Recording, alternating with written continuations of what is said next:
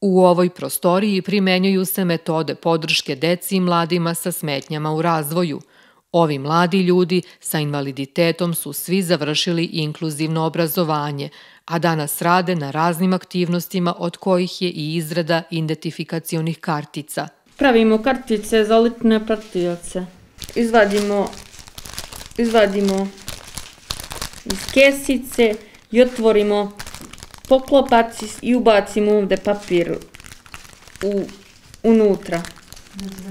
I zatvorimo poklopac i iztegnemo traku i uvatimo i stavimo u kesice. Piše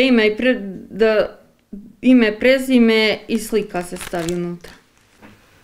Otvaram kartice, mogu 50 uradi.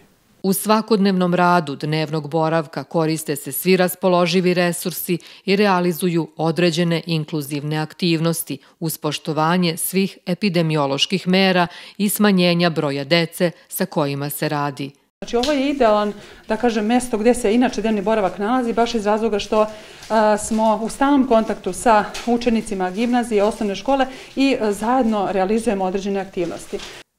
Dnevni boravak Sunce gazi stabilnim koracima napred kada je inkluzija u pitanju i ima dobru saradnju sa opštinom Ivanjica i svim obrazovnim ustanovama. U proteklih godina, da kažem, radi se na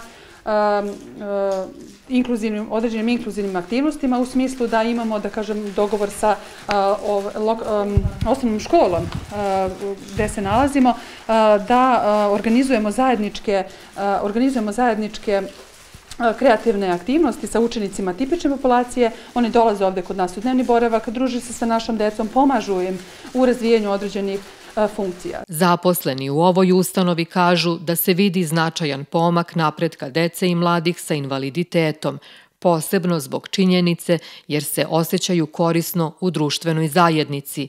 Naši korisnici usluge dnevnog boravka svakodnevno učestvuju u, da kažem, tim inkluzivnim aktivnostima, daju svoj doprinos u, na primjer, pravljenju identifikacionih kartica koje distribuiramo našim zaposlenima svuda po Srbiji, tako da prosto negde oni razumeju taj značaj i daju svoj doprinos, naravno maksimalno se trude u svim tim aktivnostima i prosto su srećni kada vide da postoji neki proizvod tog njihovog rada. U svakom slučaju, inkluzivne aktivnosti koje se sprovode u ovom dnevnom boravku imaju za cilj unapređenje dece i omladine sa invaliditetom i očito se beleži evidentan napredak u opštini Ivanjica.